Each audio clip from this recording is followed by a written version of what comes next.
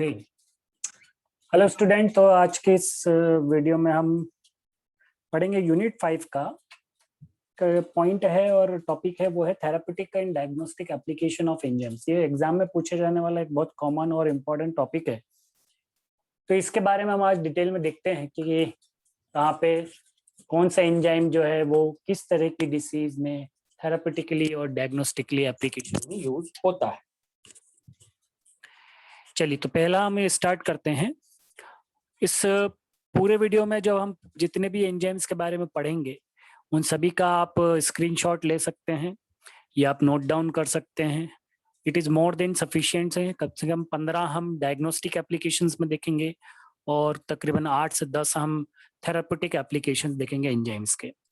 तो तकरीबन आप सबको मिला लें तो 25 के आसपास जो है वो एग्जाम्पल्स हो जाते हैं। तो that is more than sufficient है आपकी एग्जाम पॉइंट ऑफ व्यू से और कंटेंट वाइज। तो चलिए हम स्टार्ट करते हैं। तो पहला हम आ जाते हैं डायग्नोस्टिक एप्लीकेशन पे। डायग्नोस्टिक एप्लीकेशन का मतलब ये होता है कि इन द डायग्नोसिस, जैसे कि हम लेबोरेटरी में जाते हैं, कोई भी डिसीज होती है या हमें कभी भी कोई भी पैथोलॉजिकल कंडीशन होती है तो हम हमारा ब्लड यूरिन टेस्ट कराने लेबोरेटरी में जाते हैं, तो वो डायग्नोस करते हैं। ठीक है, वो टेस्ट लगाते हैं, फिर उसके बाद रिपोर्ट देते हैं, डॉक्टर देखता है और वो बताता है कि ये लेवल बढ़ गया है या कम हो गया, इसके कारण आपको ये चीज ये इस तरह की डिसीज हो सकती है। तो एंजाइम्स का इस तरह की डिसीज के डायग्नोसिस में क्या उपयोग है, यही डायग्नोस्टिक एप्लीकेशन है हमारे एंजाइम्स का। तो ये हम इसमें एक एक एंजाइम्स के बारे में पढ़ते चलेंगे। मैं आपको डिसीज के बारे में इन शॉर्ट जो है वो बताता चलूंगा, आपको भी बहुत ज्यादा डिस्क्रिप्टिव नहीं बताना है। ठीक है, तो सबसे पहले है amylase enzyme. Amylase enzyme salivary amylase भी होता है, पैंक्रेटिक अमाइलेज। तो ये हम जो अमाइलेज की बात कर रहे हैं ये पैंक्रेटिक अमाइलेज की बात कर रहे हैं जनरली। ठीक है, तो ये इसका रेंज यहाँ पे लिखी हुई है, आपको रेंज याद रह जाए तो बहुत अच्छी बात है, ना या रख पाए तो कोई भी बात नहीं। आप सीधे एंजाइम के बाद अगर उसका आप एप्लीकेशन लिख देंगे तो भी चलेगा। ठीक है, तो यहाँ पे लिखा हुआ है एंजाइम कौन कौन से हैं और इसमें लिखा हुआ है कि डिसीज, किन डिसीज में इनका लेवल जो है वो बढ़ जाता है। ठीक है, तो अमाइलेज का जैसे कि एक्यूट ब्रोंकाइटिस। ठीक है, टाइटाइटिस का मतलब होता है इन्फ्लेमेशन। इन्फ्लेमेशन मतलब सूजन। जब पेंक्रिया जो होता है हमारे बॉडी में, उसमें जब सूजन हो जाए तो उसे हम ये पेंक्रियाटाइटिस बोलते हैं। ठीक है, मम्स क्रिएट हो जाना। Obstruction in the pancreatic duct.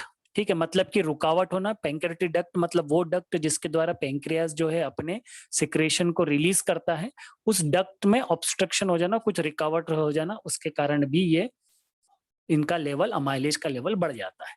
Severe diabetic ketoacidosis. तो कीटोएसिडोसिस और अल्कोलोसिस क्या चीज होती है? एसिडोसिस का मतलब सिर्फ इस वर्ड का मतलब मैं आपको बता रहा हूँ, फिर कीटो पे आता हूँ। एसिडोसिस का मतलब होता है कि ब्लड का पीएच जो है वो लोअर हो जाना। लोअर हो जाना मतलब हमारा ब्लड का पीएच हम जानते हैं 7.4 या 7 के आसपास, न्यूट्रल के आसपास रहता है। तो इससे ये कम हो जाना, मतलब एसिडिक की तरफ जाना, that will be known as the acidosis. Keto acidosis का मतलब ये कि कीटोन बॉडीज के कारण जो है एसिडिक कंडीशन, कीटोन बॉडीज जो होती हैं वो क्या होती हैं, अभी हम लिपिड मेटाबॉलिज्म में पढ़ेंगे। ठीक है, तो ketone bodies acidic in nature होती है। जब इनका ब्लड में लेवल बढ़ जाता है तो स्वाभाविक है कि एसिडिक है तो एसिड कंटेंट बढ़ेगा, जिसके कारण एसिडोसिस हो जाएगा। इसको बोलते हैं कीटो एसिडोसिस। सीवियर डायबिटिक में, तो जब जो डायबिटिक पेशेंट्स होते हैं जिनमें सीवियरिटी हो जाती है, बहुत ज्यादा डायबिटीज बढ़ जाती है, ऐसे पेशेंट्स में कीटो एसिडोसिस जो है ये कॉमन सिम्टम है। ठीक है, तो उस कंडीशन में भी अमाइलेज का जो लेवल है जो वो क्या हो जाता है, बढ़ जाता है। लाइपेज, लाइपेज एंजाइम भी जो भी ये भी जो है एक्यूट पेंक्रेटाइटिस में हमको देखने को मिलता है। इसके अलावा moderate elevation on the carcinoma of pancreas, मतलब कैंसर ऑफ द पेंक्रिया में है, उसमें भी हमको इसका एलिवेशन या इंक्रीज जो है अमाउंट बढ़ जाता है। इसके अलावा थर्ड वन जो है वो है एलानिन ट्रांसएमिनेज। ट्रांसएमिनेज मतलब कि ट्रांसफर ऑफ अमाइनो ग्रुप या ट्रांसफर का ये काम कर रहा है। ट्रांस का मतलब होता है ट्रांसफर करना, इसको शॉर्टकट में बोलते हैं एएलटी, या फिर इसका दूसरा नाम है सीरम ग्लूटामेट पाइरुवेट ट्रांसएमिनेज, मतलब कि एसजीपीटी जिसको बोला जाता है। अब एसजीपीटी एसजीओटी जो है ये सभी जो है लीवर फंक्शनिंग के लिए होते हैं। हमारे लीवर में बहुत सारे एंजाइम्स होते हैं, तो मोस्ट ऑफ द एंजाइम्स हम देखते हैं कि 3 जगह बेसिकली वर्क करते हैं, हमारे जीआईटी पे, लीवर पे, ठीक है, हार्ट पे मेनली, और कुछ जो बचे होते हैं वो बोन से रिलेटेड होते हैं, लंग से रिलेटेड होते हैं। ठीक है, तो ये मेजर डायग्नोस्टिक का जो एप्लीकेशन है वो इन्हीं एरिया में, इन्हीं तरह के ऑर्गन्स की डिसीज में हमको देखने को मिलता है। तो एएलपी या एसजीपीटी जिसको हम बोल रहे हैं, इसका यूज काय में होता है, दैट इज एक्यूट हेपेटाइटिस। ठीक है, वायरल और टॉक्सिक किसी भी तरह का होता है हेपेटाइटिस। ठीक है, आप हेपेटाइटिस जानते हैं, जॉइंडिस में होता है, सिरोसिस ऑफ लीवर में होता है, ये ऑफ है ना, और नहीं है, सिरोसिस ऑफ लीवर में इसका यूज होता है।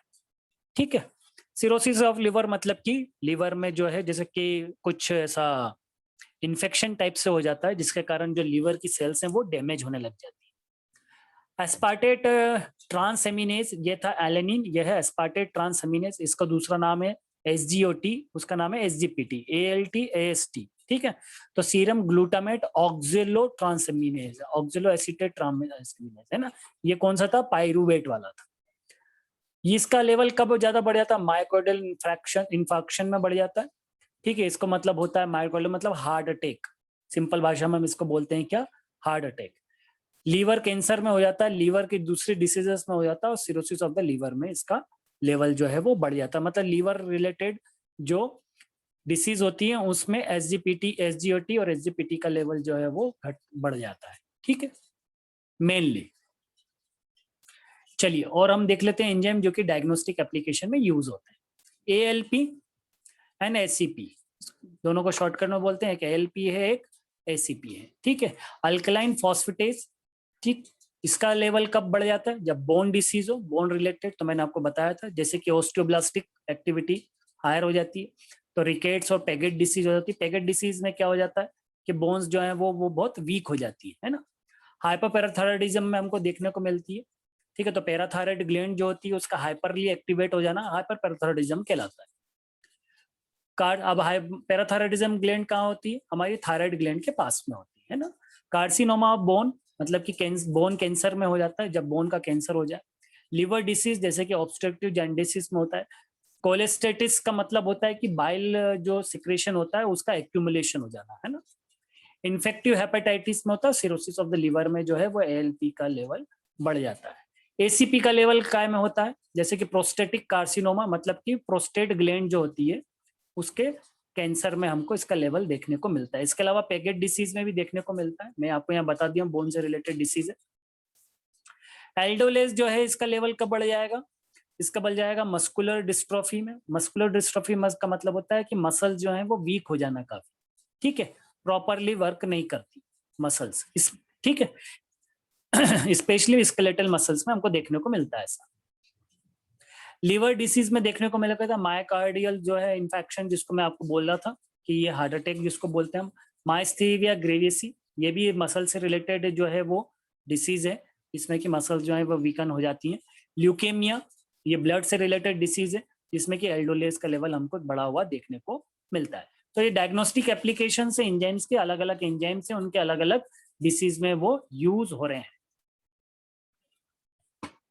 फिर आ जाता है लैक्टेट डिहाइड्रोजिनेज एलडीएच, इसको हम आइसो एंजाइम में भी पढ़ेंगे, तो मैं आइसो एंजाइम का अलग से बनाऊंगा। आपके सिलेबस में जो ये लाइन लिखी हुई है उसमें आइसो एंजाइम लास्ट में लिखा हुआ है, उसको मैं अलग से एक छोटा सा उसका वीडियो बनेगा, उसमें हम आइसो एंजाइम्स क्या होते हैं, कितने तरह के होते हैं, अलग अलग आइसो एंजाइम्स और उनका डायग्नोस्टिक और उनका एप्लीकेशन, या उनका हम डायग्नोस्टिक क्या उनका हम एप्लीकेशन पार्ट देखेंगे है ना, तो उसको भी अपन कवर करेंगे, don't worry.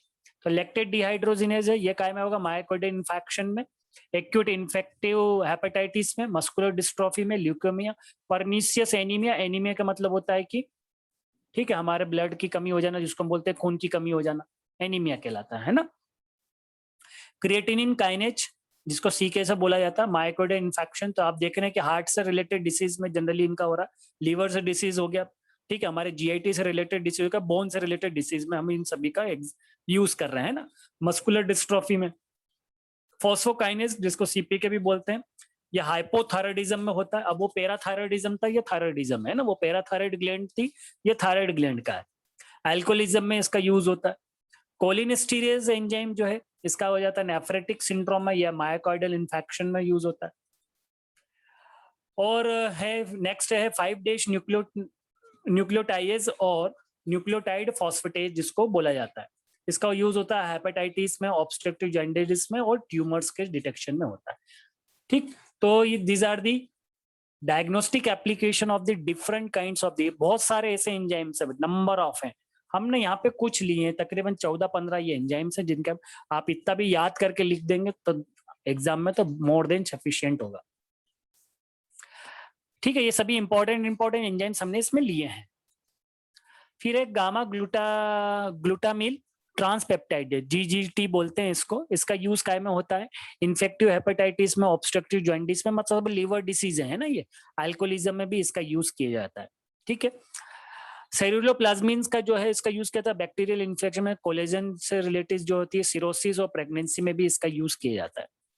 Glucose 6 phosphate dehydrogenase in RBC, ये एंजाइम जो है आपको यूनिट सेकेंड यूनिट में हम जब कार्बोहाइड्रेट पढ़ेंगे तो उसमें भी यहाँ पे उस आपके सिलेबस में लिखा हुआ है, G6PD डेफिशिएंसी के बारे में आपको बताना है। ठीक है, तो ये HMP शंट लिखा हुआ है, उसके बाद लिखा हुआ है G6PD डेफिशिएंसी, तो वहां पे भी हम इसको बताएंगे, है ना, इसका डिटेल पढ़ेंगे वहां पे। तो ये होता है congenital deficiency of haemolytic anaemia. ठीक है, तो कंजेनिटल मतलब कि जो कि जेनेटिकली आ जाता है। ठीक, बीटा ग्लूकुरोनाइडेज एंजाइम है, इसका यूज होता है ब्रेस्ट कैंसर में, सर्विक्स कैंसर में यूज होता है, हेड्स ऑफ द पेंक्रियाज में जो है वो उसमें इसका यूज होता है। आइसोसिट्रिक डिहाइड्रोजिनेज एंजाइम है, raised in the liver cell damage में इसका होता है। तो ये सभी हमारे डायग्नोस्टिक एंजाइम्स हैं जो कि डिफरेंट काइंड्स की डिसीज को डायग्नोस करने में हम यूज कर रहे हैं। तो तकरीबन ये 15 या 16 हो चुके हैं हमने अभी जितने पढ़े।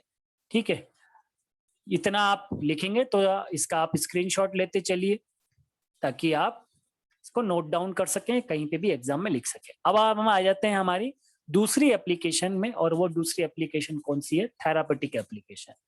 थेरापेटिक एप्लीकेशन क्या होती है? थेरेपी मतलब कि ट्रीटमेंट में किसी चीज को ठीक करना। तो ठीक किसको करेंगे हम? डिसीज को ठीक करेंगे। तो अलग अलग डिसीज में यूज होने वाले एंजाइम्स के बारे में हम यहाँ पे दे रहे हैं। सब कुछ जो है एज ए मेडिसिन यूज नहीं होती कि सर हमने तो अभी तक कोई भी एंजाइम आज तक खाया नहीं है, बिल्कुल नहीं होती। ये यूज होते हैं साइड में, या इनसे कुछ ऐसी दवाइयां बनाई जा सकती हैं जो कि यूज होती हो किसी डिसीज में, है ना। तो इसमें बिल्कुल ऐसा नहीं है कि सर मैंने तो ये कभी खाया ही नहीं। Thromboplastin, it is prepared by the lysis of the blood platelets used in the blood coagulation में यूज होता है। ठीक है, तो जिनमें हेमोरेज की कंडीशन होती है उनमें थ्रोम्बोप्लास्टिन जो है वो यूज होता है।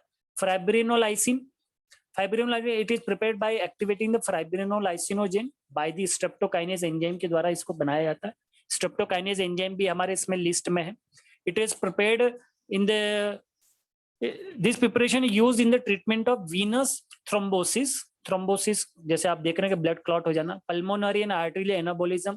पल्मोनरी और आर्टरियल मतलब पल्मोनरी वेन या आर्टरी, ठीक है, उसमें एनाबोलिज्म होना मतलब कि ब्लड क्लॉट हो जाना, उसमें हम इस फाइब्रिनोलाइसिन का यूज करते हैं। फाइब्रिनोलाइसिन का मतलब कि फाइब्रिन को डिग्रेड करने वाले, है ना। फाइब्रस मतलब कि ब्लड खून के थक्के जम जाना। Urokinase, it is prepared from the human urine. It is used in the treatment of pulmonary anabolism, या हम ऊपर देख चुके हैं pulmonary, and also in the myocardial infection. तो ये मैं आपको पहले बता चुका हूँ। इट डिजोल्व द क्लॉट, तो ये क्लॉट को डिजोल्व करने के काम आता है। हाइलोरुडिनेज जो है, it is prepared from the mammalian testis, act by the depolymerising the hyaluronic acid को, it increasing the tissue permeability, and it used in the treatment of traumatic and post operative oedema. Oedema मतलब हो जाता है कि एक accumulation of the fluid हो जाता है, सूजन टाइप से दिखता है ना, आप इसको यूं समझते हैं सूजन टाइप से हो जाता है। वह इन्फ्लेमेशन का मतलब भी सूजन होता है, एडिमा मतलब कि एक्यूमुलेशन, उसमें बहुत सारी चीजें, ब्रॉड टर्म है मेडिकली, आप अभी समझने के उससे इसको समझ लीजिए, फिर आप आगे वाली सेमेस्टर्स में पढ़ेंगे एडिमा और इन्फ्लेमेशन डिफरेंशिएशन। स्ट्रेप्टोकाइनेज, स्ट्रेप्टोकाइनेज का भी मैंने आपको बताया था, इसे produce from the certain strains of the, ठीक है, बीटा हेमोलाइटिक स्ट्रेप्टोकोकी। स्ट्रेप्टोकोकी क्या है? एक बैक्टीरिया है। It is cause the fibrinolysin dissolution of the clot. तो ये क्लॉट में होते हैं, क्लॉट में यूरोकाइनेज भी हमने देखा था, फाइब्रिनोलाइसिन भी देखे थे, है ना। It is used in the treatment of the haemothorax. Haemothorax का मतलब क्या होता है कि ब्लड जो है वो थोरेसिक, हमारे पार्ट में, थोरेसिक पार्ट मतलब क्या होता है? हमारे बोन्स और हार्ट के बीच में, मतलब हमारी लंग्स जिसमें हमारी, जिसको हम रिब्स बोलते हैं ना, छाती जिसको, है ना, वहां पे जो है ब्लड का खून भर जाता है और वो क्लॉट होने लग जाता है। तो उस केस में जो है उसको हम हीमोथोरेक्स बोलते हैं। और हिमेटोमा किसको बोलते हैं? हिमेटोमा बोलते हैं हम कि ब्लड जो है वो वेन्स या हमारी ब्लड वेसल से बाहर आ जाए और उसका क्लॉटिंग होने लग जाए। पेनक्रेटिन, it contains the amylase, trypsin and lipase used in the treatment of the chronic pancreatitis।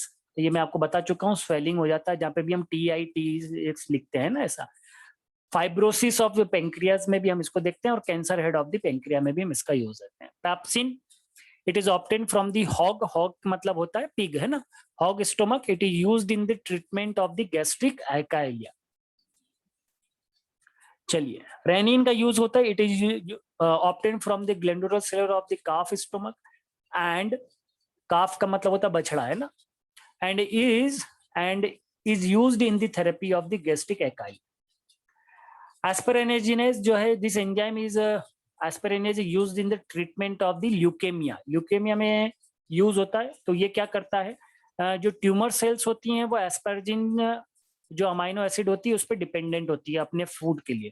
तो एस्पेरेजिनेज क्या करता है, इस एस्पेरजिन को क्या करता है, डिग्रेड कर देता है, तो उनको फूड मटेरियल नहीं मिल पाता और ल्यूकेमिया के लिए जो ट्यूमर सेल्स रिस्पॉन्सिबल होती है उनका उनका कंसंट्रेशन कम हो जाता है।